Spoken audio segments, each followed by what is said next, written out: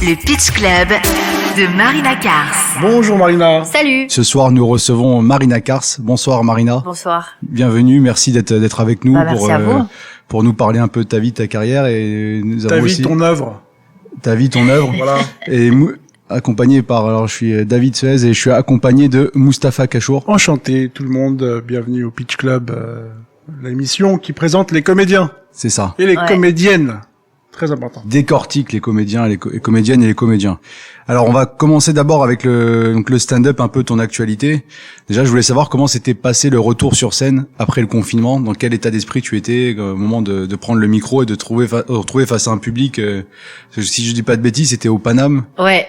T'étais sur les palettes. Oui. Alors raconte-nous un peu comment c'était passé, comment t'avais vécu cela. Eh ben ça c'est, en fait j'avais pas prévu de rejouer si vite et j'étais chez moi et c'est Karim qui est le patron d'ici, voilà, Karim Kachour, le big boss, qui m'a dit mais si viens jouer et tout. Mais je dis mais j'ai rien préparé et je me voyais pas jouer un sketch d'avant le confinement parce que je me disais il faut évidemment parler du confinement, donc j'ai vite écrit et au final je suis arrivée comme tu dis sur le trottoir sur la palette et c'était génial parce que les gens étaient hyper bienveillants, il y avait une super bonne ambiance et ça m'a fait du bien de reprendre le micro et de jouer. Donc j'étais très très stressée. Mais ça s'est très bien passé. Non, franchement, c'était une bonne expérience. C'était cool. Alors justement, quelle appréhension t'as quand tu dis t'as passé 2 mois et demi, 3 mois de confinement. Tu sais pas si un jour tu vas remonter sur scène, en fait. C'est ça le. Bah, je savais que j'allais remonter sur scène, mais je savais pas quand.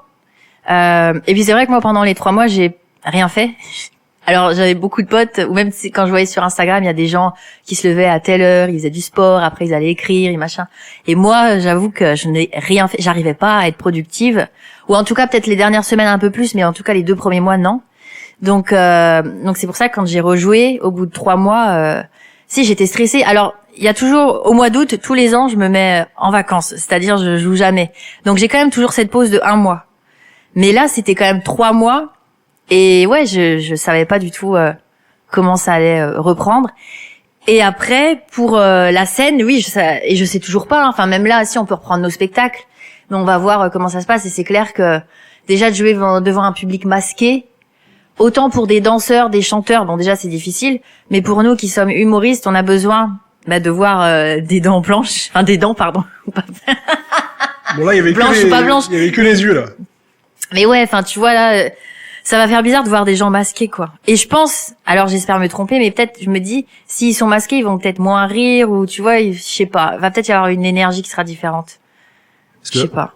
Parce que juste savoir, c'est vrai que quand tu dis de voir au moins les bouches qui bougent, bah ouais. C'est important, parce que tu dis même s'il rigole pas la blague, tu vois que le sourire, il valide ta blague. Exact. Et t'as pas l'impression des fois de bider alors que tu bides pas. Ouais. Oui, parce que même moi en tant que public, je rigole pas souvent en fait. Il y a beaucoup de gens comme ça qui vont juste sourire, mais ça, c'est déjà assez pour nous.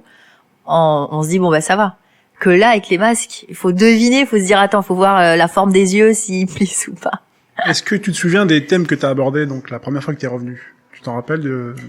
Oui, bah c'était le confinement que j'étais chez mes parents et que je parlais un petit peu des expressions qu'on utilise à Charleville. Comparé à Paris. Voilà, j'ai fait un truc assez basique. Mais parce que c'est vrai que je suis restée 3 mois là-bas et je pense avoir repris mon accent. Et du coup, je parle un peu comme ça, genre c'est rare, tu vois, je sais pas. Et du coup, quand je suis revenue sur la palette, sur le trottoir du Paname, j'ai parlé de ça. Donc voilà, un truc très simple, j'avais parlé d'autres trucs. J'avais joué 4 minutes, hein, mais c'était juste pour une première fois pour recommencer. Et c'était vraiment un bon souvenir et ça m'avait fait vraiment du bien de rejouer et de voir des gens surtout. Parce que pendant le confinement, ouais, j'étais chez mes parents, je suis pas beaucoup sortie, j'allais juste à Cora au supermarché. C'est ma sortie, mais vraiment, je me faisais jolie. Tu faisais jolie pour aller au supermarché, ouais, je me disais peut-être je vais tu vas rencontrer l'homme de ta vie. Ouais, ou je vais me faire contrôler par des flics. Charcuterie. Ah, t'étais pas en mode combinaison, c'est genre comme tu sais plein de protection partout, comme si que voilà. C'est ça. Comment tu faisais pour éviter la contamination? Parce qu'on n'avait pas de masque à l'époque, donc tu faisais comment pour éviter une éventuelle contamination? Ben, je suis restée chez mes parents vraiment. Et puis aussi, autant à Paris c'est une zone rouge machin, mais Charleville il y avait pas beaucoup de gens contaminés. Il y en avait quand même. Et puis franchement, je suis vraiment restée chez mes parents. Je ne sortais pas.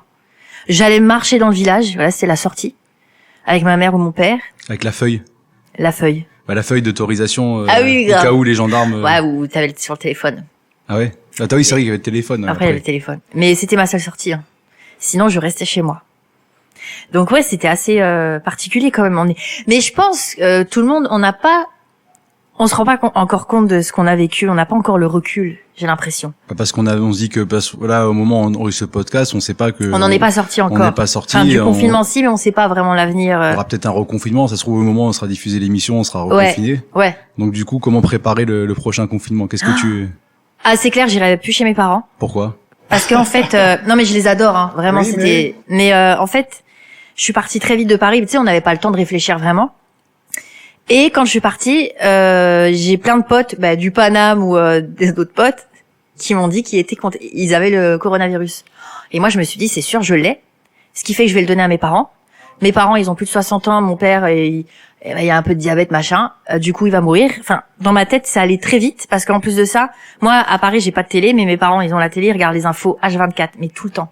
Et du coup, dans ma tête, je me suis fait des films, mais je suis devenue tarée. Mais vraiment. T'es pas la seule, hein. De toute façon, c'est comme on n'a pas de recul vraiment sur cette maladie, on sait pas. Ouais. Et je suis partie dans un délire. Mais le premier mois, j'étais très très mal.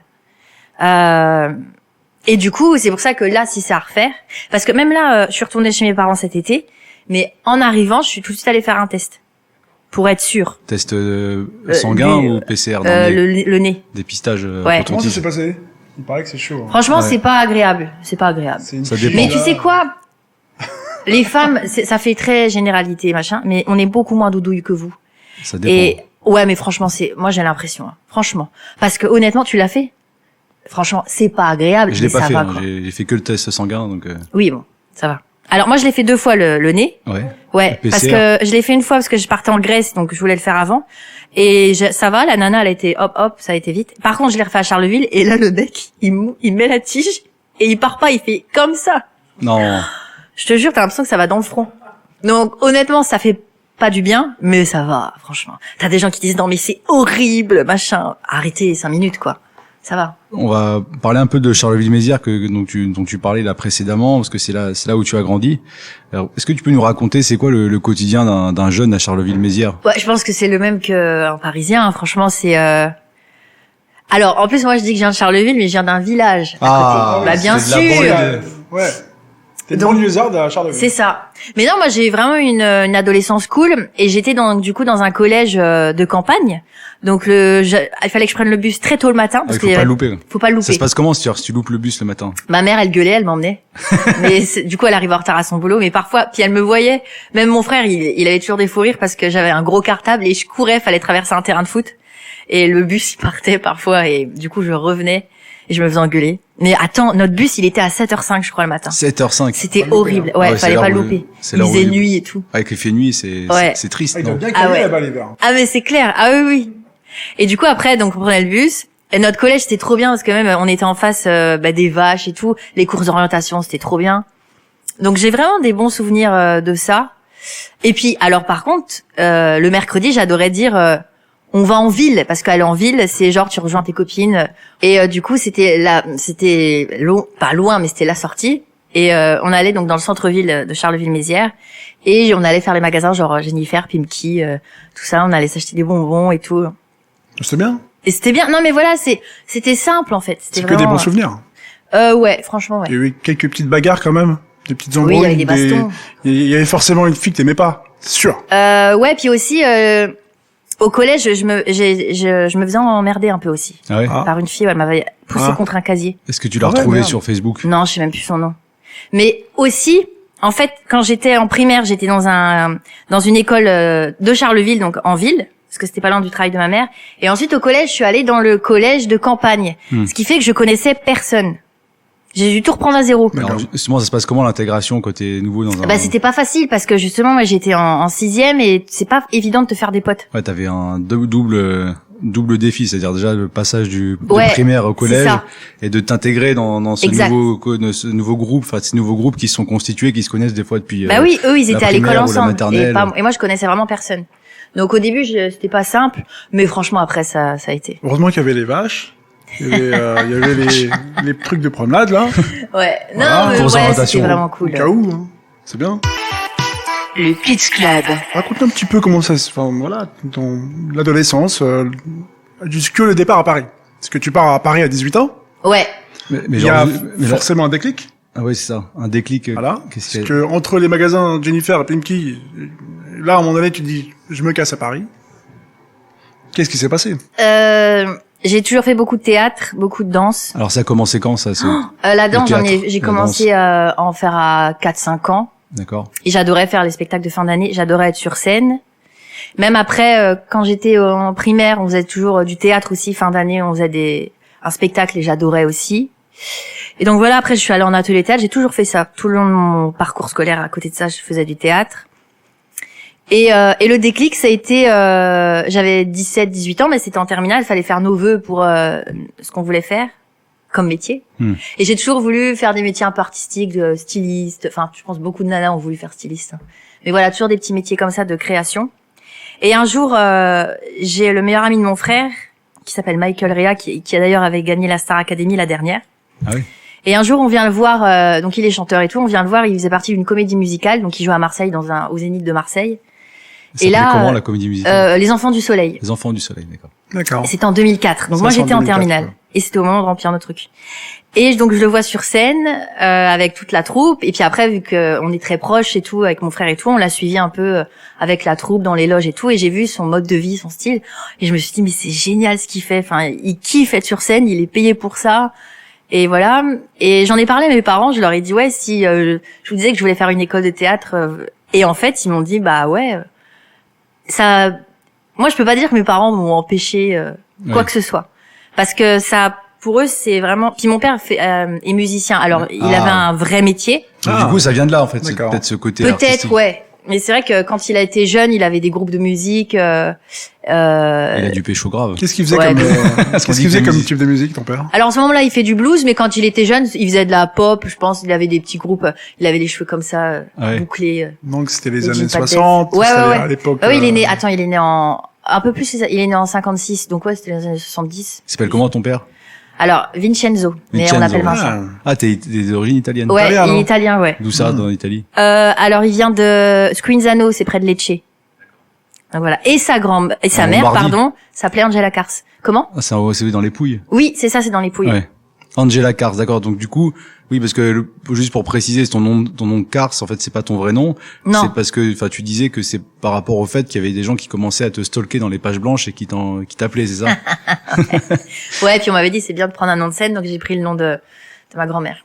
Bah, Mais du coup, pour revenir à ça, quand Oui. je leur ai dit que je voulais faire une école de théâtre, et puis eux aussi avaient vu Michael au Zénith, tout ça, bah ils m'ont dit évidemment passe ton bac, qui au final ne m'a pas servi, mais quand même je l'ai eu avec beaucoup de chance. Et c'est après ça allait très vite. J'ai fait mon école de théâtre en 2005. C'était quelle école? Ça s'appelait l'Écart. C'est une école d'audiovisuel où il y a section réalisation, enfin il y a tous ces. Elle est située. dans quel Elle endroit? est sur la plaine Saint-Denis, à côté des studios. D'accord. Ah oui, donc tout de suite déjà t'es pas loin de là où ça enregistre. Donc Ouais. forcément vous voyez beaucoup de techniciens tout le temps. Ouais, c'est ça. C'est pas comme certaines écoles qui sont un peu isolées, soit en banlieue, soit dans le centre de Paris où C'est ça. tu fais que de la Alors théorie. celle-là, ce qui était chiant, c'est que moi justement, je venais de ma petite ville et tout de suite, je suis allée à Paris à 18 ans. Et en plus, la sœur de ma mère lui avait dit mais t'inquiète pas, on habite près de Paris, elle vient chez nous. Sauf qu'elle habitait pas près de Paris Elle pour habite nous. où? Elle habitait, alors c'est dans le 78, c'est après Poissy, après Mantes-la-Jolie, Oula. ça Ah, c'est s'appelle loin, on va dire. C'est- derrière c'est au fin Aubergenville, c'est dans le 70. J'avais fond du 1h30. RER A. Ouais, 1h30 de transport. Aller et retour, donc Ah ouais. 3 heures par jour. J'arrivais à Port de la Chapelle, fallait que je prenne un bus qui nous amenait à la plaine Saint-Denis. Donc à 18 piges, en fait, j'ai tenu un mois. Et en fait, ma mère est vite venue à Paris et on m'a trouvé un petit appart trop mignon à Port de Versailles. Ah. Oh. Mais c'est vrai que au début, c'était chaud. Hein. Je devais prendre le R. Ma mère, elle m'avait fait des petites fiches pour que je prenne les transports Ah. avec des couleurs. Ah, parce qu'il n'y avait pas les applications comme maintenant. Bah non, moi j'étais perdue. Enfin, t'imagines, c'était Tu connaissais l'opposé déjà quoi. un peu Paris avant de venir? Non, pas du tout. T'avais jamais fait même pas un week-end ou un... Si, mais genre, pas beaucoup. Hein. Ouais. J'étais peut-être à la Tour Eiffel, mais sinon, non, Vite je fait. connaissais pas du tout Paris. J'avais plus les vaches là. Ah, ça devait être un choc. Ouais. Mais ce qui est cool dans les écoles parisiennes, c'est qu'on vient tous des quatre coins de la France. Les vrais Parisiens, bon évidemment il y en a, mais pas tant que ça. Et du coup, surtout dans les écoles artistiques, on s'est très vite liés, très vite soudés. Donc ce qui fait qu'après les cours, on sortait ensemble, on allait danser, on est vite devenu très vite amis avec les gens de ma classe. Donc ça c'était cool parce qu'on avait tous personne dans cette grande ville. C'est sûr. Donc il y avait une solidarité entre provinciaux. Ah ouais. Et puis c'est des écoles, quand on fait du théâtre comme ça, on donne beaucoup de nous pendant des exercices. Parfois c'est chaud, hein, ils vont vraiment chercher des trucs. T'as l'impression d'être une tarée. C'est des exercices très durs où tu dois beaucoup donner de toi-même. Donc après on est proche. Et tu la conseilles cette école si quelqu'un veut se lancer? Je la conseille oui et non parce que les écoles artistiques c'est des écoles qui coûtent très cher. Ils prennent tout le monde, faut pas se mentir. Ils disent oui, on fait passer une audition, mais tant que tu payes, on te prend.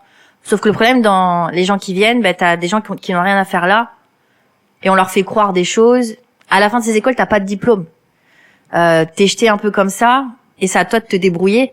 Et on nous disait toujours, enfin nos profs nous disaient, vous êtes 40, on était 2 classes de 20, donc vous êtes 40. À la fin, ceux qui vont vraiment vivre de ça, ce sera même pas 5%. Et nous, on était là, mais c'est pas possible. Et si, parce qu'aujourd'hui, tu fais le bilan, il y en a pas beaucoup. Hein. Moi, j'ai plein de copines qui sont revenues à des boulots plus traditionnels. Après, je pense aussi que c'est un moment. Tu sais, on dit souvent que dans la réussite, ceux qui réussissent, c'est ceux qui n'ont pas décroché au moment où c'est le plus dur. Parce qu'il y a un moment, tu te dis ah là, je peux pas, j'arrête. Et c'est peut-être à ce moment-là qu'il fallait tenir. Et c'est juste après que ça allait. Enfin, tu comprends ce que je veux dire? Oui, justement. Alors justement, est-ce que tu as eu ces moments-là de doute? Tu t'es dit ouais. Bien sûr, mais je les ai toujours. Et tu faisais comment? C'était un dialogue avec toi-même ou tu parlais, t'en parlais à tes amis ou ta famille pour? J'en parle pas trop avec les gens. Toi, tu gardes plus. Ouais. Tu gardes pour plus toi à moi. Ouais. Et surtout, je me dis, je sais pas quoi faire d'autre. Oui. Donc c'est ça. Parfois, si je me dis qu'est-ce que je pourrais faire d'autre, et je sais pas. Mais en fait, c'est des métiers. Aujourd'hui, ça va. Demain, c'est grave. Et même dans la même journée, tu peux passer par plusieurs ressentis. Oui, ça, t'as plusieurs émotions. Ça peut être en même temps grisant parce que tu t'es sur scène, tu fais kiffer les gens, et en même temps, tu peux quand tu te prends un bide ou quand une vidéo, par exemple, qui marche pas, ou t'as des commentaires assassins, ça peut te. Ouais. Oui, c'est ça. C'est que dans la même semaine, tu peux avoir plein de ressentis différents. Mais c'est ce qui est cool aussi. Et puis maintenant, en plus, avec tout ce qui s'est passé avec le confinement, avec toutes ces choses-là, maintenant, j'essaie de me rendre compte que j'ai de la chance, que je suis libre, surtout, que je vis de ce que j'aime. Et déjà, ça, c'est énorme. Ouais, c'est pas donné à tout le monde. Non. Ouais. Non. Puis j'ai fait plein de petits boulots aussi, où j'avais un patron au-dessus de moi qui m'emmerdait, où il y avait beaucoup d'injustices, enfin plein de choses où j'étais pas bien dans ces boulots.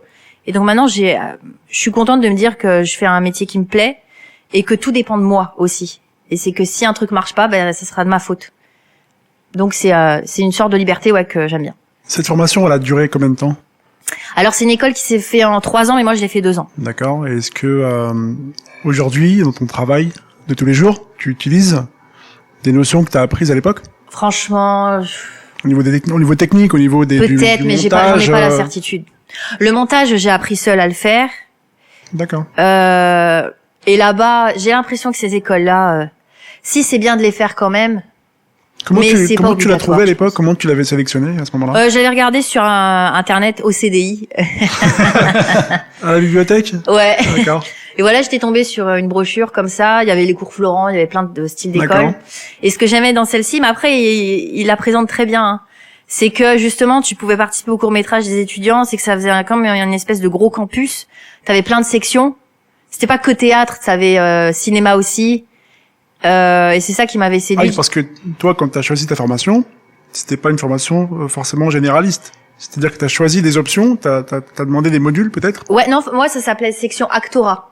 Donc en fait, on faisait on faisait des cours de théâtre, art dramatique, et on faisait aussi des cours pour avoir des techniques devant la caméra, tu vois. Enfin. Tu t'en souviens? Tu te rappelles de cette époque-là, les profs? C'était en 2005. Alors les profs, ouais, je m'en souviens. Ouais. Il y avait des profs. Mais on dit souvent, c'est très cliché, mais que les profs de théâtre, c'est des acteurs ratés. C'est-à-dire qu'ils ont pas pu être acteurs, du coup, ils sont devenus profs de théâtre. Alors, pas tous, mais moi, il y en avait 6. Il y en avait un, je me rappelle, on voulait, la deuxième année, on voulait tous participer au conservatoire d'art dramatique, le national. Oui, donc ça, c'est le fameux concours qu'on passe. Ouais, le gros concours, en vue d'aller dans un conservatoire, une grande école d'art dramatique. Exactement. Et là, ils voulaient même pas nous aider. Ils nous avaient dit, mais non, vous êtes pas prêts. Mais mec, on te demande pas si on est prêt. Juste fais-nous un kiff, prépare-nous. Même si on se vote, ça nous fera une expérience. Et du coup, tu l'as fait, ce concours? Ouais, je l'ai fait, j'ai pas été prise, hein. Ah Ouais, c'est comme une sorte de prépa, en fait. Non, ouais, non, mais en Il y a plus, des- c'est des ça trucs. se passe comment t'avoir le déroulé? C'est qu'il y a des tours. Ouais, t'as 3 tours. Toi, t'as passé le premier. C'était Je où, sais pas. enfin, comment tu as préparé ton concours? Eh ben, en fait, fallait préparer 2 scènes, une moderne et une classique, avec les alexandrins et tout. Moi, je galérais. Parce que j'avais encore mon accent, en plus. Non. Mais est-ce que tu choisissais toi Ouais, tu choisis ta ce que tu scène. devais J'avais faire. fait avec un pote. Ah, c'était quoi tu Qu'est-ce te que t'as rappelles pris de... Oh là là, c'était un truc de Molière. Je sais même plus ce que c'était. Les Sœurs Savantes. D'accord. Et non, j'étais pas prête du tout. Et en moderne, c'était quoi? Ah, je sais plus. Ah, tu te rappelles plus? Attends, David, c'était en 2006, 2005. Ah, je sais pas, peut-être Je que me ça. rappelle, 2006. Et après, fallait faire un passage libre. Peut-être j'avais dansé. Ah, comment c'est, le T'avais passage dansé. libre? C'est quoi l'histoire C'est du pour passage ça que- libre? Comment Bah, t'as 3 minutes pour faire ce que tu veux. genre, comme Ce dans, que tu veux. comme dans Flashdance, T'es pas obligé de danser, tu peux faire un monologue, tu peux faire une pirouette, tu peux rien faire, tu peux ne pas parler. Ce que tu veux. J'avais fait aussi le concours de la classe libre, les cours Florence, c'était le même délire. Mais tous ces trucs-là, j'ai pas été prise. Mais en même temps, je le comprends parce que j'avais aucune technique classique. Et donc, t'arrives, il y a un jury, ils sont devant Ah toi. ouais, il y t'as a- un jury, ouais. Ah ouais. Et après, j'avais passé les conservatoires Ouais. d'arrondissement. Et là, j'avais passé 2 tours sur certains. Il y en a un qui m'avait fait, j'avais pas été prise et ça m'avait fait trop de mal. J'étais deg. Mais bon. Mais à ce moment-là, tu faisais quoi, du coup, enfin, parce que tu parlais des petits boulots, donc comment tu faisais pour payer l'école? Ouais, tes parents alors, t'ont aidé, t'as fait des petits jobs alimentaires? Alors, quand je suis allée dans cette école pendant 2 ans, c'est mes parents qui m'aidaient, qui me payaient mon loyer, l'école, Ouais, vraiment. c'est obligé, sinon Oui, les non, autres, après, j'avais des enfin, copines qui c'est allaient travailler au compliqué, McDo, quoi. ouais. J'avais ça, hein, il y a des étudiants qui te payent tout d'eux-mêmes. Et moi, mais j'ai vraiment eu de la chance que mes parents soient là. Et ensuite, j'ai commencé à travailler quand j'ai arrêté l'école. Et là, ils continuaient eux de me payer mon loyer et c'est tout. Après, c'est moi qui me payais mes trucs. En C'était fait, quoi c'est allé crescendo. D'accord. Alors, mon premier boulot. Alors, au début, j'étais hôtesse dans des salons, voilà. Ouais. Et après, j'étais hôtesse d'accueil au Club Med Gym. Ah. Ça, c'était trop cool. Dans quel club Med Gym? Au Waouh, à Cour-Saint-Émilion. Ah oui. Ah, c'est il est les trucs bien là-bas. C'est le club un peu luxe. C'était à Oui, l'époque, c'est c'était ça. un peu le... Il est Ouais. classe. Et j'y travaillais 3 jours par semaine, c'est trop bien. Je faisais du sport et il y avait une ambiance de vacances. Ah oui, parce qu'en plus, comme tu peux utiliser les machines quand C'est ça, ouais. quand tu veux. Ouais. C'est Et du super. coup, tu sais, quand t'as un petit job comme ça, je m'éloignais un peu du milieu du spectacle et tu t'en rends pas compte, les mois passent vite, les années passent vite. Et du coup, je faisais moins de choses. À cette époque, je voulais pas vraiment être humoriste. Donc, je faisais des petits castings, mais sans succès. Et du coup, je travaillais beaucoup là-bas. Après, ils m'avaient passé en 35 heures. Donc, il y a un moment, si tu dis, attends, Ouais. qu'est-ce que je veux faire de ma vie? Est-ce que je veux donner des serviettes toute ma vie? Ou après, tu sais, des milieux dans lesquels tu peux évoluer, mais c'était pas ça que je recherchais. Et après, donc, je suis restée quand même là-bas 3 ans. Hein. Est-ce que c'était pas comme un premier terrain d'expérimentation? C'est-à-dire, il y a beaucoup de gens qui vont dans les salles de sport, ils se font beaucoup de mouvements, déjà, en général, leur visage, ils se contractent beaucoup. Est-ce que toi, quand tu commences à vouloir devenir actrice, comédienne, est-ce que déjà tu commences à repérer les gens, comment ils se comportent en salle? Ouais. Bah si, après, mais puis dans les salles de sport, t'as plein de types de personnalités Ouais, voilà. et tout. Donc oui. Mais comme je te dis, à cette époque-là, je voulais pas encore être humoriste ou un petit D'accord. peu. Et du coup, j'avais 22 ans, 21, 22 ans, et je faisais beaucoup la fête. Je faisais des UV. J'avais une frange. T'as pas des... Je mettais des pantalons blancs. D'ailleurs, on la voit, ta frange, sur une vidéo qui est sur ton Facebook. On peut la retrouver. C'était UV et frange, d'ailleurs. On était loin de Charleville-Mézières et du Jennifer et du Pimki. Ah, je reviens de loin. Mais ouais. J'avais un petit copain, tout ça. là J'étais là. waouh. Et du coup, c'est pour ça que moi, quand on me demande comment j'en suis arrivée là, comme machin, il y a vraiment eu des très grandes longueurs. Le Pitch Club de Marina Kars. Donc là, tu sors de l'école. Tu fais des petites pièces de théâtre en sortant de l'école. Tu rentres dans des Pas troupes. vraiment. Je fais pas de pièces de théâtre. Alors si j'ai fait, j'avais joué au Festival d'Avignon c'était un seul en scène sur l'histoire d'une agoraphobe qui voulait devenir comédienne. Donc c'était avec un ami que j'avais dans ma classe à l'école de théâtre. T'avais tout écrit. Alors c'est lui qui avait écrit et moi je jouais, on était partis à Avignon faire ça. Et c'est là que j'ai commencé aussi à me dire j'aimerais bien moi écrire et faire vraiment rire parce que là j'étais un peu frustrée parce que c'était pas assez drôle, tu vois, on dit seul en scène, ça me gonflait en fait. Donc C'était quoi? Donc c'était du stand-up, du one C'est man? du one man là. c'était une pièce où on Ouais, voyait, c'était il y plus avait du du one man. décor, Tu on faisais voyait. des personnages ou t'étais... Non, c'était moi. Ah, donc c'est du stand-up. Vraiment, ouais. Bah non, parce que c'était une fille dans son appartement Oui. qui voulait être comédienne, donc on voyait un peu son mode de vie. Elle parlait à son ordinateur. C'est pas vraiment du stand-up. D'accord. Ah, ok. Ouais. Tu Elle jouais un- parlait pas au Tu jouais un public. rôle, en fait, c'était... Voilà, c'est ça. D'accord. Et c'était, donc, pour le décor, t'avais fait comment? Parce que tu dis un... Bah il y avait un canapé. On avait vraiment aménagé comme un petit appart. D'accord. Non, parce qu'il faut y aller à Avignon, tout ça. Comment ça s'est passé Ah ouais. Comment ça se passe quand on est débutant, comme t'as fait là, et on décide d'aller à Avignon proposer un C'est show. ça. Tu te vends... Ouais. Ça se passe comment? Tu te vends des producteurs qui vont, potentiellement sont intéressés. Ouais, mais ça on l'avait même pas fait. Enfin, franchement, on était partis tous les deux comme ça. On avait loué la salle avec nos économies et on s'était fait un kiff. Mais on se rendait pas compte que c'était si dur. Ah, vous l'avez loué quand même, c'est-à-dire que Ah oui, vous on avait avez loué la salle. contacté l'organisation, Ouais. vous avez demandé un créneau, et après ils vous disent voilà, il y a des lieux dans la ville où vous pouvez venir. Ouais, en fait, il avait contacté plein de théâtres. D'accord. Et ce théâtre nous avait dit OK, mais en fait, c'était pas 3 semaines nous qu'on était restés, c'était 10 jours. D'accord. On était chez une amie de la mère de mon pote, mais c'était un peu galère. Donc heureusement que t'avais quelqu'un chez qui dormir. Pourquoi c'était galère? Parce qu'on se rendait pas compte de la difficulté que ça allait être. Il fallait fly. Ben c'est ça, C'est Avignon ça, en le même fameux... temps. Fallait enfin, flyer la distribuer journée. donc distribuer les tracts pour ceux C'est qui ça. connaissent pas. Ouais. Parce qu'à Avignon, en fait, il y a énormément de spectacles dans le festival, donc faut essayer de... Oui, on va dire c'est quoi Avignon? de faire venir du public à ton spectacle. Ouais. Donc c'était C'est-à-dire que le Festival d'Avignon, c'est un festival qui a lieu tous les ans. C'est ça. En juillet à Avignon, en Avignon. en Avignon. Où Très important. il y a un off, il y a un on, c'est-à-dire qu'il y a un C'est ça. festival officiel avec des pièces qui sont organisées, des grosses pièces partout. Mm. Et à l'intérieur de la ville, il y a plein de petits événements comme ça qui se passent. Théâtre de rue, tu peux Ouais. Il faut jouer, flyer tu au peux jouer dans maximum un... pour faire venir les C'est gens ça. pour qu'ils payent l'entrée, pour payer la location. Ouais, des Et en fois, même tu temps peux- se faire connaître. C'est ça. Ouais. Tu peux jouer dans un commerce qui est pas destiné au théâtre à la base. Donc c'est Ah pour oui, tu en as qui une jouent dans des boucherie, garages. Ouais. c'est- Tu loues, ouais. c'est-à-dire que tu viens Oui, tu jouer loues et le tu théâtre. payes pour jouer. Ouais. C'est ça. Et donc, c'est pour ça que tous les jours, fallait flyer, tous les jours, après jouer. Mais c'était une bonne expérience, mais c'était pas simple. Tu Mais en tout étais, cas, pardon, tu étais déjà allé avant? Non, C'était jamais. vraiment C'était la première découvert, fois. ça. Vous y Ouais. allez, vous jouez, vous louez, et on sait pas comment, bah ouais, donc mais c'est bien. C'était quoi la salle d'ailleurs? C'était un... Oh, je sais pas. Vous Mais c'était avez- un théâtre. Ouais. C'est un petit théâtre mignon. Ouais. On y était bien et tout.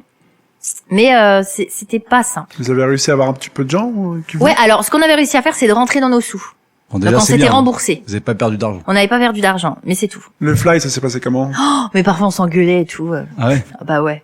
Par C'est exemple. sous le soleil et tout. Parce qu'en plus, déjà, faut Le les soleil, faire, tape les sur la- flyers. Déjà, faut trouver l'imprimante, l'imprimerie. Ah oui, mais ça, oui, vraiment, oui. ça, Ouais. c'est bon. Ouais, ça c'était Faut bon. faire plein, puis après, on y va, on Ouais, et fly après on tout, fly, il faut se vendre. Ouais. Et c'est très dur de se vendre soi-même. Et c'était quoi, par exemple, tu avais des slogans pour alpaguer les gens? Tu sais, c'est pareil, c'était en 2009.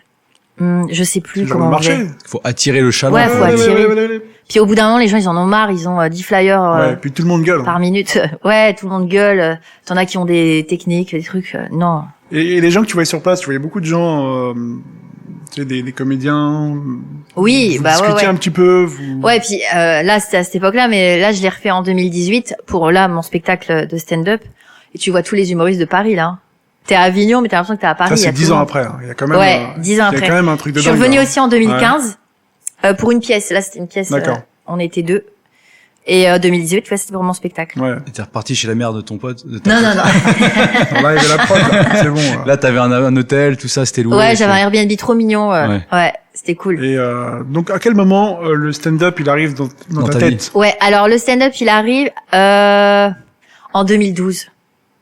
En 2012, ben en fait, j'avais commencé à écrire mes sketchs que j'ai pu jouer à Charleville-Mézières. J'ai pu jouer mon spectacle parce qu'en fait, à l'époque, tous les ans, le théâtre de Charleville offrait l'opportunité à un artiste de la ville de faire son spectacle. Ça pouvait être n'importe quelle discipline. Donc une Et moi- carolienne, c'est ça? On dit Hein les habitants de Charleville-Mézières, c'est les... Carolo Massérien. Ah, il Redis-le, manque- parce que- il manque Carolo encore. Massérien. Rien Et à voir les- avec Charleville-Mézières. Ah ouais. Il y a un C, un M, je sais pas. Et du coup, moi, alors il faut savoir que j'avais fait du théâtre beaucoup à Charleville. Et donc, en 2010, le directeur du théâtre m'a donné l'opportunité. Jérémy Ferrari, qui vient de près de chez moi aussi, avait fait aussi son spectacle quelques années avant. Et moi, donc, en 2010, j'ai pu jouer mon one woman show. Donc là, dans ce spectacle, donc j'avais une deadline, fallait que le spectacle soit prêt c'était en mars, bref. Il y avait des gens qui allaient venir, etc. Donc, et moi, comme beaucoup, je fonctionne beaucoup comme ça. Il me faut une date pour me forcer à travailler. Si je sais pas où je vais, je travaille pas. Tu sais, comme pour le confinement, je Tu reviens à bosses ça. bien sous la pression. C'est ça. Il faut un cadre en fait, en Ouais, quelque sorte. il me faut un cadre. Et du coup, j'ai préparé ce spectacle qui était donc c'était un one woman show où je faisais beaucoup de personnages, c'était pas vraiment du stand-up, c'était assez théâtral. Ça avait bien marché parce qu'on va pas se mentir, les gens dans la salle c'était des potes. Mais bon, pas que hein, il y avait eu 500 personnes quand même, il y a eu quand même eu du monde. Et ça faisait quoi justement de voir l'affiche avec ta tête sur J'étais contente, j'étais fière, c'était cool. Et puis pour moi, je me rendais pas compte, donc je me disais c'est bon, mon spectacle il est prêt. Sauf que après je l'ai joué à Paris, enfin j'ai joué un sketch à Paris du spectacle. C'était ma première scène ouverte, c'était au Changeman Café de Paris. J'étais allée avec mon mec et je me suis viandée. Il t'a quitté d'ailleurs après. Donc le Changeman. Le Changeman raconte un peu on parlait un peu, c'est quoi? Juste on fait une petite parenthèse, ça, le Changeman, c'est quoi ce lieu? Parce que c'est un lieu qui revient souvent pour une certaine génération de gens qui sont sur scène. Oh là là, j'ai commencé au Changeman et au Field, au Trévise. Déjà, il est situé où, le Changeman? Oui, ça, le Changeman. Dans le 19e, je crois. 19e, d'accord. Et en fait, c'était un petit café-théâtre. Donc, il y avait le café où tout au fond, t'avais la salle. Les gens peuvent manger et ils peuvent faire passer 20 humoristes. Donc, la soirée est interminable. Généralement, si t'es pas trop connu, machin, ils te mettent à la fin. Toi, t'es passé à quel moment? Au dessert? J'étais passé à la fin. Non, j'étais passé à la fin. Au digestif. C'était un enfer, c'était horrible. Pourquoi? C'était parce que les blagues ne prenaient pas, toi ça prenait pas. Tu te sentais comment, toi? Et puis, mais moi j'étais sûre de moi parce que moi j'avais joué le spectacle à Charleville, ça avait bien marché, je me suis dit c'est bon. Évidemment que mon mec vient avec moi, il va voir avec qui il est. Et je me rappelle à la fin, mais c'était horrible, on était au McDo, il était là, mais non, mais pourquoi c'était pas parce que ça a pas marché? Qu'est-ce qu'il a fait? Ça cadrait pas, je pense que ce que je faisais c'était trop kitsch. Il y avait pas assez de rythme, c'était pas assez bien écrit, pas assez de vannes. À Charleville, devant le public de Charleville, comme je vous dis, c'était un public familial qui était content de me voir, c'était cool. Mais à Paris, surtout les plateaux, c'est très difficile parce que t'as plusieurs niveaux, les gens ils viennent pas pour toi. Charleville, comme je vous dis, c'était familial, les gens venaient pour moi. Donc c'était incomparable. C'était quoi le thème de ce spectacle? Tu t'en souviens? Je faisais plein de personnages. Je faisais une conseillère d'orientation, je faisais une adolescente. C'était des personnages très caricaturaux. Donc on était encore à l'ancienne période, c'est-à-dire oui, c'était pas vraiment du années stand-up. 90, début 2000, avec Elise Moon, avec non, 2012. Moi, c'était en c'est-à-dire 2010, une tradition comme j'ai ça pas 45 ans, non, c'est-à-dire une tradition de spectacle où tu enchaînes des personnages de plusieurs sketchs. C'est ça, avec le noir. Alors, aujourd'hui, ça n'existe presque plus. Aujourd'hui, maintenant, pratiquement tout le monde fait du stand-up. Alors, oui et non. Tout le monde, mais il y en a encore qui font du personnage. Pratiquement. J'ai dit, ça commence à basculer. Oui, mais c'est ça que je trouve qui est dommage, c'est que moi là, j'ai envie de revenir un peu deux choses, justement. Parce que, donc, je me suis rendu compte de ça quand je suis arrivée donc au Changeman. Trévise, le Field, c'était pareil, une scène ouverte, j'avais demandé tu pouvais payer 15 balles et t'avais l'enregistrement. Mais encore aujourd'hui, c'est impossible que je le regarde. Mais c'était un enfer. C'était horrible. Donc là, je me suis dit, il faut tout reprendre à zéro. Il faut que je prenne un metteur en scène, machin. Et ensuite, j'ai eu mon metteur en scène, machin. Et une fois, Marie Lanchasse, elle s'appelle, elle m'a dit, si tu veux, il y a un open mic au Panama Café, ça s'appelle. D'accord. Et c'était en 2012. Et donc là, je suis arrivée ici en 2012. Je faisais un sketch sur le sport. Il fallait jouer avec le micro-main. Donc les personnages t'oublient. Et c'est là et je suis venue ici, donc c'était pas facile. Et ensuite, j'ai arrêté de venir ici, j'ai arrêté les plateaux, j'ai commencé vraiment à écrire et tout. Et vraiment, le stand-up, j'ai vraiment commencé en 2014-2015. D'accord. C'est important ce que tu dis, parce que en fait, donc en 2010-2012, t'es encore sur du one-man classique, avec des personnages que tu imites. Et ensuite, est-ce qu'à ce moment-là, tu connaissais déjà l'existence du stand-up? Est-ce que déjà tu regardais des spectacles sur Internet? Non. Justement, comment t'as préparé ce passage du one-man show au stand-up? En fait, je me suis adaptée au plateau, aux scènes ouvertes, vu que c'était je voyais beaucoup de stand-up autour de moi, mais effectivement, je ne regardais pas les humoristes de stand-up. Et c'est pas bien de dire ça, mais les spectacles, je regarde pas tellement. Même, tu sais, même encore aujourd'hui, souvent des humoristes qui disent ouais, t'as vu le dernier Dave Chappelle, machin, exceptionnel, c'est un génie. Oui, moi je regarde un petit peu parce que je me dis on va quand même regarder, mais j'ai du mal à aller au bout du spectacle. Ça me gonfle assez vite. Et j'aime bien jouer, mais regarder, moi. Et du coup, j'ai commencé à écrire en mode stand-up en tant que moi, Marina, mais j'ai vraiment eu du mal parce que j'arrivais pas à être naturelle. Parce que le stand-up, c'est parler comme si tu parlais dans la vraie vie, comme si tu récitais pas ton texte, alors que le texte est écrit, ou en tout cas t'as les idées. Et comme si à chaque fois que tu le dis le texte, c'est la première fois que tu le déballes. Et je n'arrivais pas, moi c'était vachement bonjour, ça va, vous allez bien. Ouais. Puis en plus dans des structures comme ici ou dans presque toutes les salles où tu vois les gens, tu vois vraiment leur visage, c'est très dur au début. Et t'en as qui vont trouver entre guillemets leur clown, qui vont avoir le déclic très vite. Moi j'ai mis beaucoup de temps à l'avoir. Donc le fait de trouver son clown, c'est de trouver un avatar, un personnage qui te ressemble. Moi j'ai vraiment mis du temps. J'ai vraiment mis du temps. Et encore, je le précise, à côté de ça, je travaillais. J'ai fait beaucoup de boulot. Après, j'étais vendeuse à The Couples. Je travaillais donc plus de 39 heures par semaine dans une ambiance de merde, avec des responsables à la con, s'ils m'entendent, bande d'enfoirés. Non, franchement, c'était dur, quoi. C'était. On peut voir l'adresse, comme ça on ira les voir. Non, c'était vraiment la vente. C'est des métiers très durs et très fatigants. Mais ça apprend beaucoup. Et ça apprend. Et du coup, le soir, je devais aller jouer. Donc je jouais pas autant que maintenant évidemment, mais je me mettais dans des états pas possibles. J'avais pas de défense, j'avais pas de confiance et j'étais plus jeune et moins armée qu'aujourd'hui. Donc aussi le milieu, parfois je rentrais en pleurant parce que soit les humoristes ils étaient pas toujours très cool. Enfin c'était très dur, une période vraiment difficile. L'environnement il est particulier dans le stand-up, c'est-à-dire les gens qui font du stand-up sont un peu à part dans le milieu dramatique. C'est des gens un peu spéciaux parce qu'en fait ils fabriquent eux-mêmes leur matériel. Puis c'est un art qui est pas encore reconnu. Aussi. Qu'ils testent sur place, c'est expérimental, donc il y a beaucoup d'erreurs, beaucoup de ratures et beaucoup de frustration. Donc des fois ils sortent de scène, ils sont énervés, tendus, ou alors des fois ça s'est bien passé. Toi dans ce milieu-là, quand t'es arrivé là-dedans. Ouais, moi c'était vraiment dur. C'était chaud. C'était un peu comme ce que tu revivais quand t'arrivais au collège. J'ai été une vie. Mais il manquait les vaches. Il n'y avait pas des vaches. Non, mais après. Il y avait des moments cool, mais je sais que c'était des moments très stressants. Et en plus sur scène, j'avais quand même du mal au début. Mais je lâchais pas. Tu faisais comment d'ailleurs pour garder la motivation et te dire de je sais pas comment en fait, j'aimais pas le boulot que je faisais en tant que vendeuse. Oui. Et je me disais que je débutais dans le stand-up et que j'étais pas arrivée au bout, quoi, et qu'il y avait du travail à faire. Et puis je voyais d'autres gens commencer comme moi, donc et puis j'avais mon spectacle aussi. Donc je jouais au théâtre populaire du Rénitas, c'est dans le 19e. Je jouais au Chapeau. Et ça, donc ça m'obligeait à jouer toutes les semaines. J'avais mon metteur en scène aussi qui m'aidait. Et donc voilà, je me posais pas la question. Enfin, je me disais pas, je vais arrêter. Ça c'est clair, parce que ça me plaisait. Et c'était qui ton metteur en scène pour ce? À l'époque, il s'appelait Francisco Icunha. Voilà, donc j'ai travaillé avec lui quand j'étais plus jeune. Donc comment ça se passe pour juste un peu préciser le travail d'un metteur en scène, c'est que toi t'arrives avec ton texte et il te fait ses retours, il te dit ce que tu devrais faire, pas faire, tu joues le sketch devant lui ou il bosse uniquement par rapport au texte que tu lui fournis? C'était les deux, on travaille sur l'écriture, sur le rythme, parce que c'est vrai qu'aujourd'hui metteur en scène ça veut tout dire et rien dire. T'as des metteurs en scène qui vont juste faire ta gestuelle, etc. Mais après c'est obligatoire, ils vont t'aider dans la structure d'une vanne ou dans l'écriture, etc. Donc souvent, metteur en scène, ça va avec auteur ou co-auteur, tu vois. Donc oui, c'était un peu ça, on travaillait sur le texte, après sur la mise en scène. Et justement, il m'aidait surtout en stand-up, parce que autant dans les personnages, j'arrivais à être quelqu'un d'autre, à faire des accents, des trucs comme ça. Mais autant parler moi, Marina, j'avais beaucoup plus de mal. Donc on travaillait quand même vachement là-dessus. Il venait me voir aussi sur les plateaux. Et du coup, voilà, on a monté le spectacle comme ça, qui était complètement différent de ce que j'avais fait à Charleville.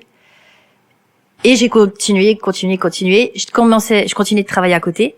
Et un jour, je me suis dit, si vraiment je veux avancer, il faut que je me mette à fond là-dedans.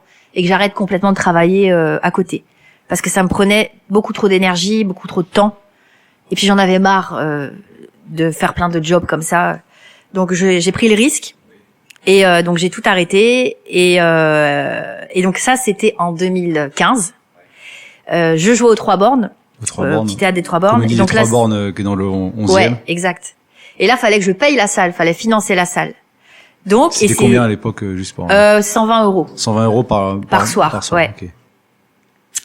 Et c'est là où les Vines commencent. C'est ça s'appelait Vine. Vine, ouais, c'était une application qui a été vendue depuis où t'avais des vidéos. Début de Snap, enfin c'était avant Snap. C'est ça, ouais. Ouais. Donc il y avait déjà Facebook, mais il y avait ça. Et donc les petites vidéos commençaient à cartonner, YouTube aussi, les YouTubeurs, etc. Et là, moi, je commençais à venir jouer plus régulièrement au Paname, surtout pour le plateau Plus drôle les filles.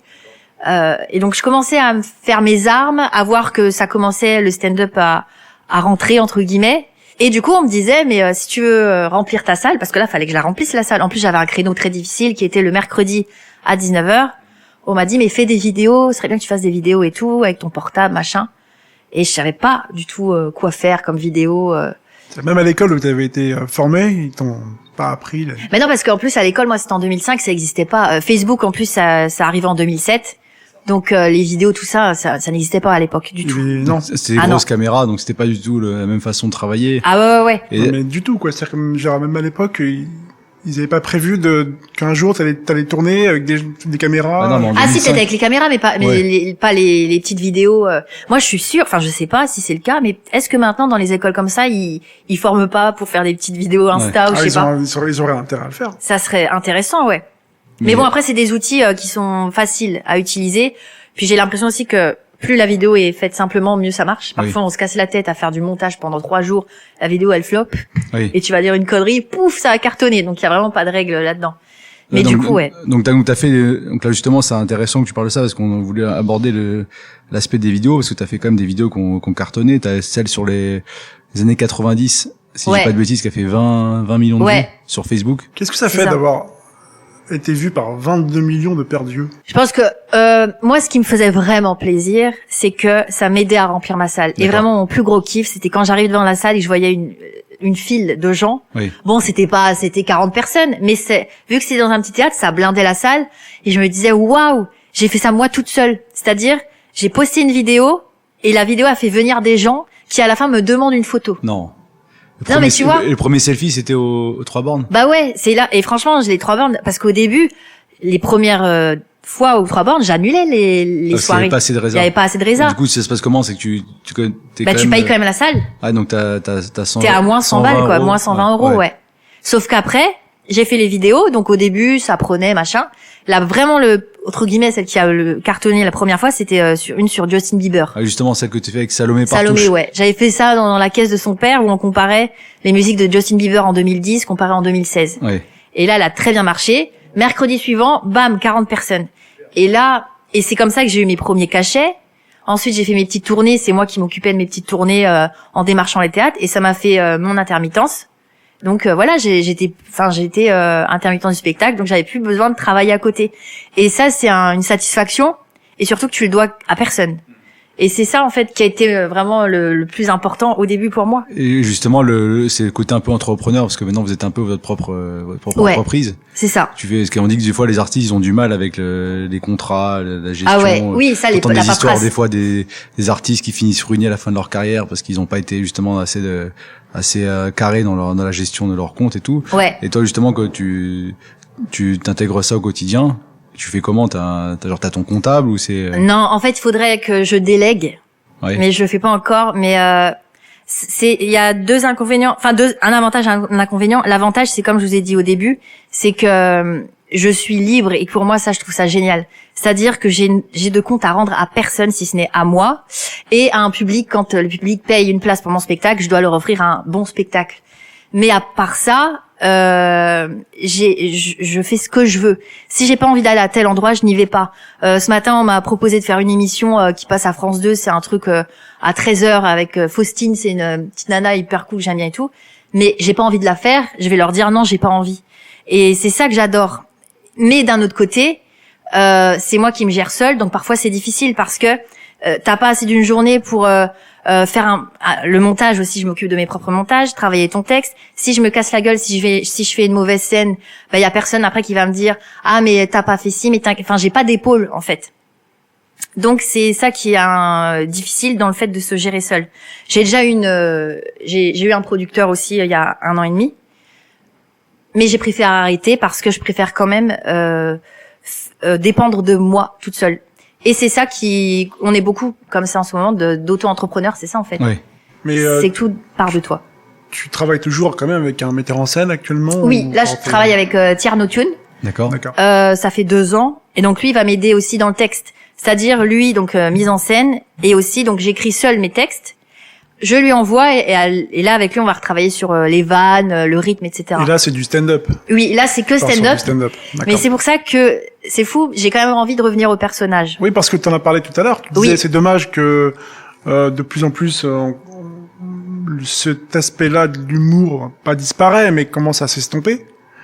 Or, les gens adorent voir des gens se grimer, faire des personnages. Oui, c'est ça. Maintenant, il y a vraiment une mode du stand-up. Tout le monde en fait. Mais j'ai l'impression qu'on dit beaucoup tous la même chose. Enfin, on a la trentaine, on parle de du couple, machin. Et je me dis, c'est pas pour me descendre, mais j'ai rien de waouh. Et je me dis, si j'ajoutais quelques personnages dans mon spectacle, ça donnerait une autre couleur. Et puis je m'éclate à les faire. Ouais. Mais le problème, c'est que vu que j'ai fait beaucoup de plateaux, etc., eh ben, on me disait ouais, mais non, les persos ici, il faut de la vanne tout de suite. Dès que t'arrives, il faut envoyer, il faut se foutre de la gueule des gens, ils aiment bien, il faut faire de l'interaction.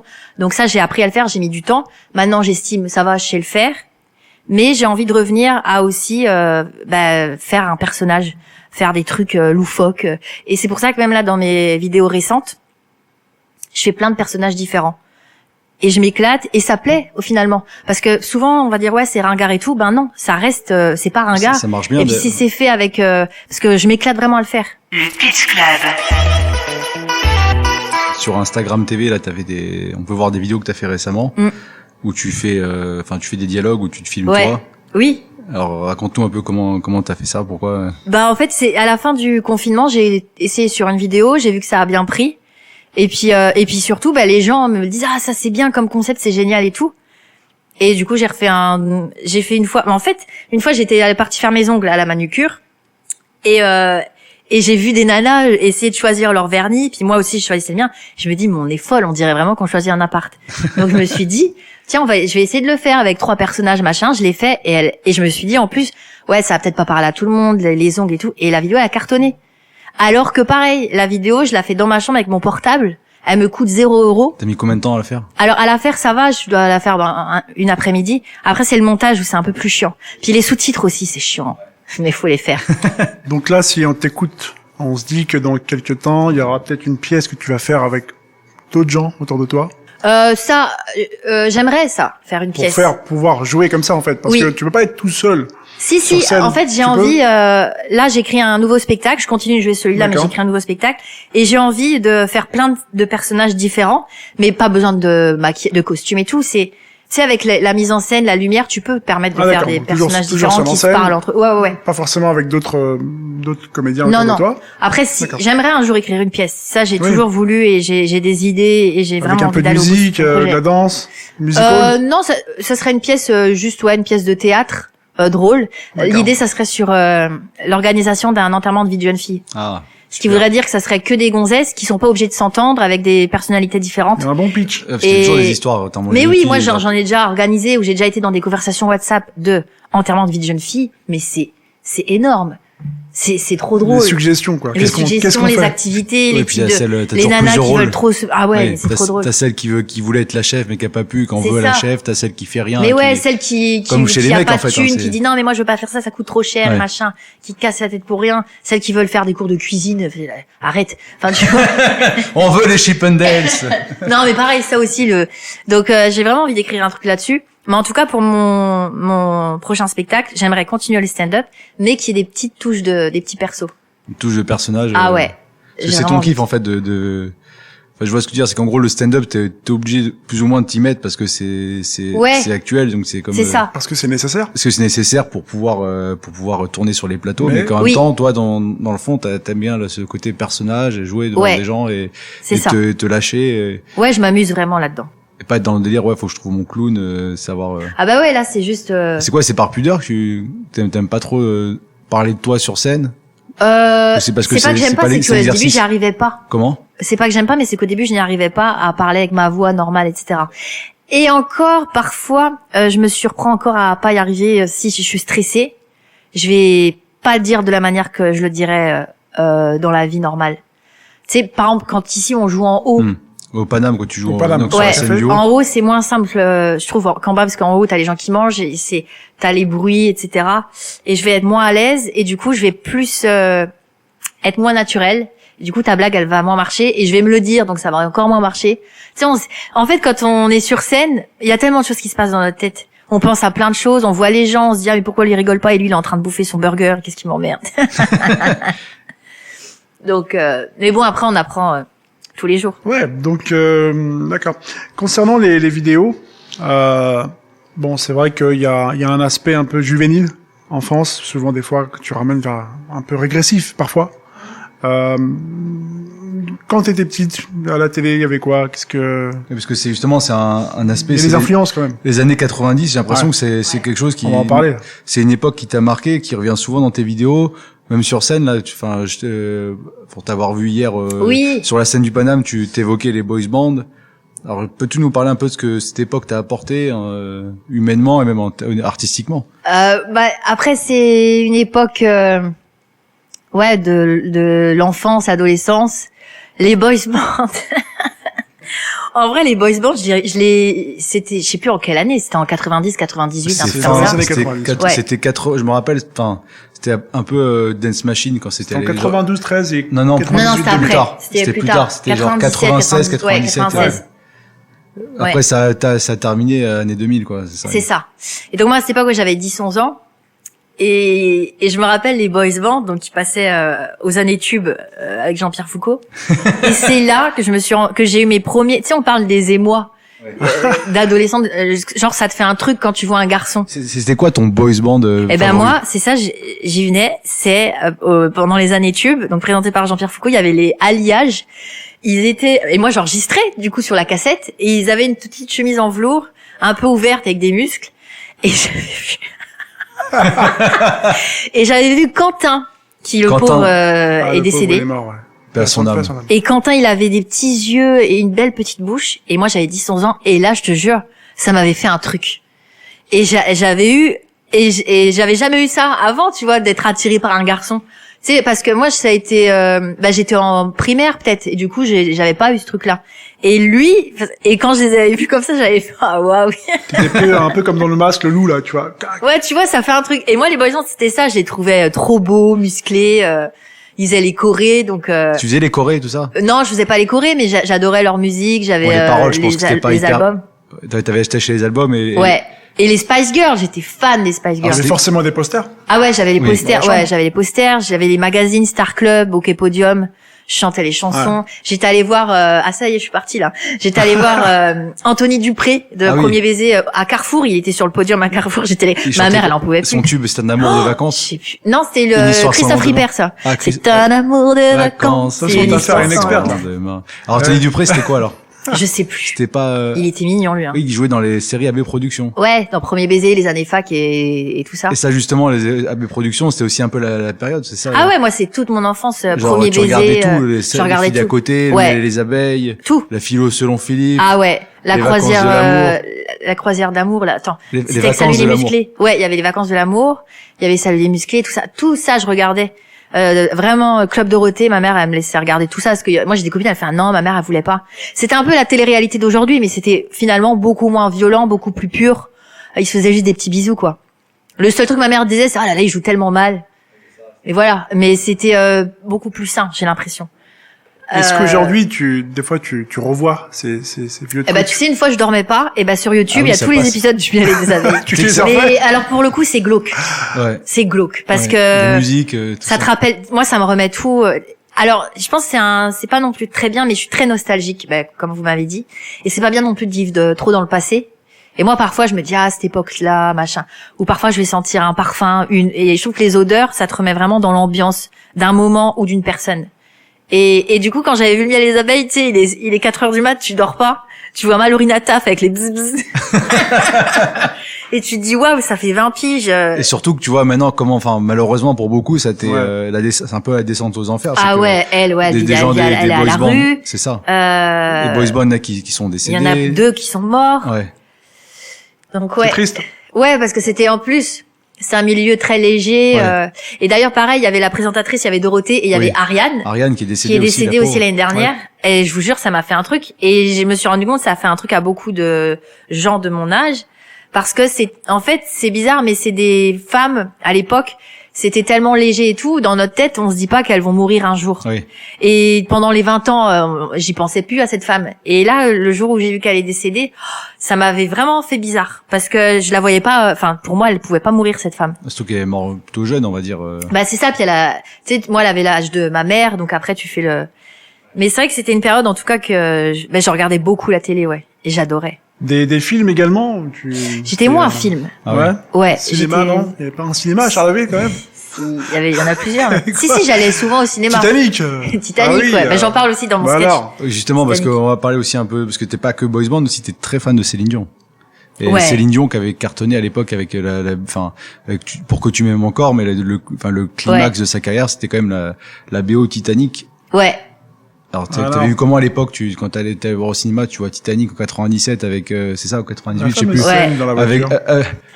avec DiCaprio. J'ai pas vu Titanic, hein, mais c'est vrai que, Tu l'as pas vu? non. Mais non. J'ai pas eu, en fait, quand il est sorti à l'époque, ça, C'est dingue. ouais. Tu l'as jamais vu. non, en fait, j'ai Wow. eu le 2, et même récemment, T'as vu le 2? T'as vu le 2, Non. le Mais y 3? a pas le 2. non, récemment, Non, tu crois avec Sharknado, non, j'ai dit c'est même un autre récemment, j'avais une séance qui était organisée, j'ai oublié d'y aller. Non, sérieux? Ouais, faut que j'aille le voir. Écoute, c'est pas grave.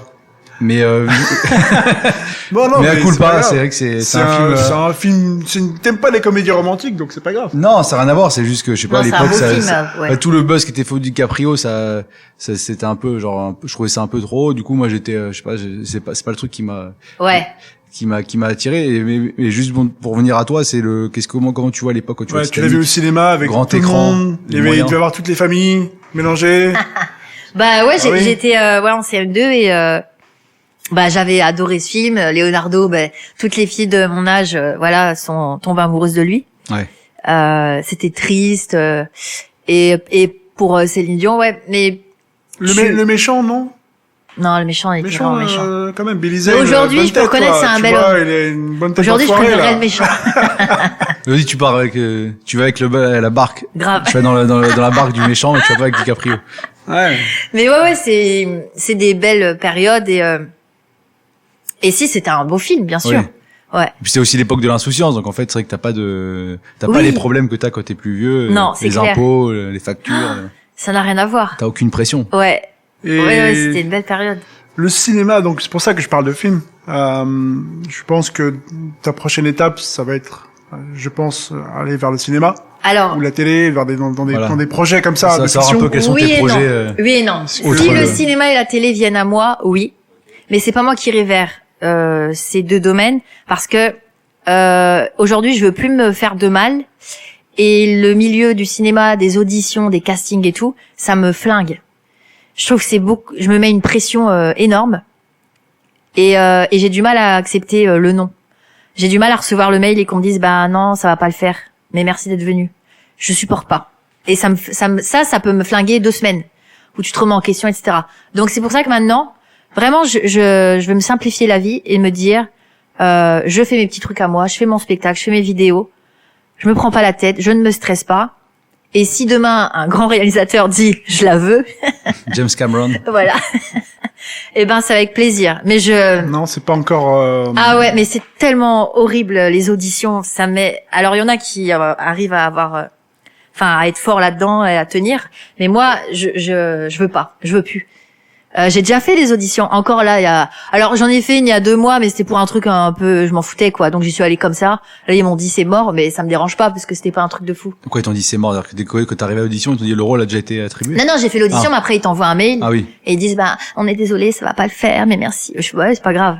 Mais après il y a tellement des trucs qui tiennent à cœur, tu veux à tout prix que ça marche. T'attends, après t'es plus que 3, après plus que 2 et au final on le prend pas, tu vois. Tu te donnes tellement d'énergie et tout, tu fais des prières. Donc. Et ouais. du coup, c'est pour ça que j'aimerais que si je passe pas d'audition. Ça me paraît prétentieux, mais au final non. mais C'est juste, je sais qu'il y a très peu de chances pour que ça se passe comme ça, mais moi vraiment mon kiff, c'est qu'un réalisateur vienne voir mon spectacle et que il écrive un truc J'ai pour un moi. rôle pour toi. J'ai écrit une. Mais voilà, j'ai moi, c'est ça. j'ai une idée de film. Et, Mais ça le fait parfois. Tu sais, t'as des humoristes Ouais. qu'on voit dans des films parce que ils ont plus un réal et qui s'est dit j'aime bien son style, donc je vais mettre ça dans mon film. donc s'il y a des professionnels de la profession qui écoutent ce podcast, Grave. Souvent dans les, contactez-la parce qu'elle viendra pas vous, c'est terminé. souvent dans les comédies, non, je trouve c'est ça comme ça. horrible, les auditions. Dans c'est pas mal de possible. comédies, c'est comme ça. Souvent, ils s'adaptent par Ouais. rapport à l'acteur. Ou la Ouais, puis comédienne, tu maintenant, vois. tu sais, ils vont voir beaucoup aussi sur Instagram, sur les réseaux, la manière Ah oui. de tes vidéos, tes trucs. Donc c'est pour ça que je mise plus là-dessus. Mais moi, démarcher, trouver un agent et passer des castings, j'ai vraiment pas envie. Est-ce que tu regardes actuellement des séries américaines, comiques? Franchement, je suis Non, sur Friends. T'es pas, T'es resté t'es sur- encore avant. Mais années ouais, je 90. suis malade. Non, mais je suis une malade.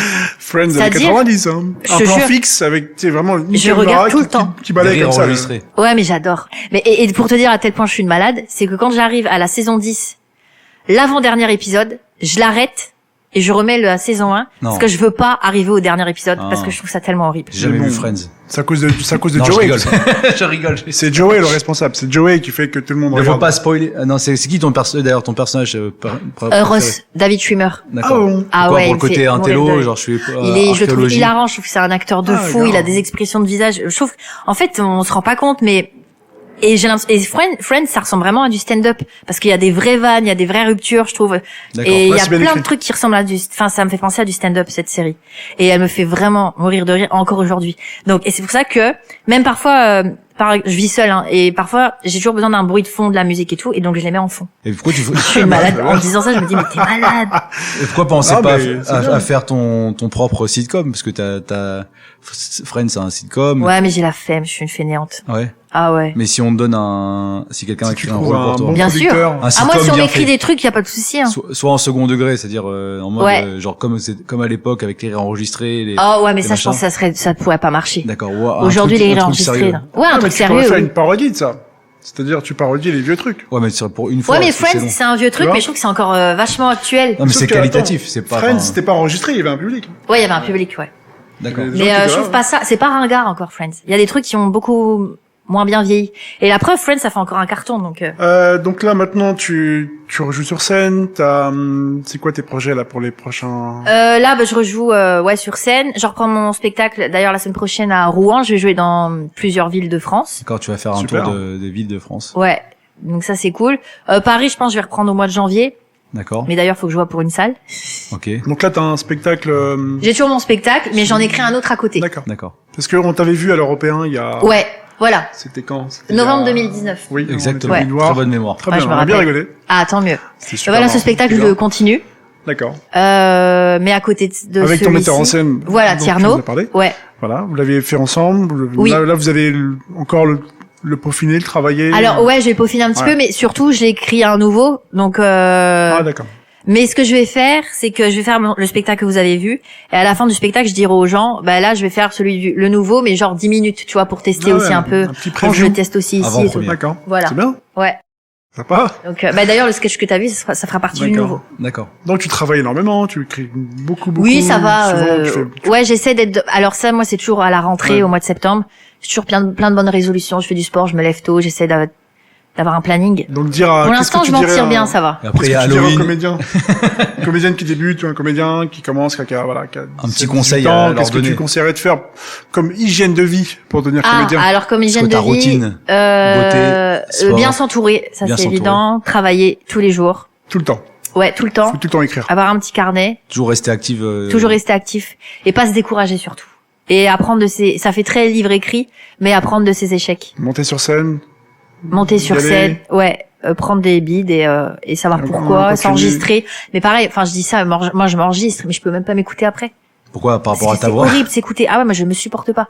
Me voir aussi quand le Paname, on est passé à France 2, Oui, c'était pendant le oui, confinement. c'est ça. Mes parents, ils me regardaient dans le salon, ils font, mais Marina, viens. Je suis venue, je me suis vue 5 secondes. J'ai fait, non, je peux pas. Je ne peux pas. D'ailleurs, ton père a appelé. Son pote. Oui, c'est ça. Ah oui, il disait, ouais. Il a appelé tout le village, non? Il a appelé tous ses potes. Il a dit, ma fille, elle passe en antenne 2. Je dis, mais qui dit ça encore aujourd'hui? Antenne 2. Antenne 2.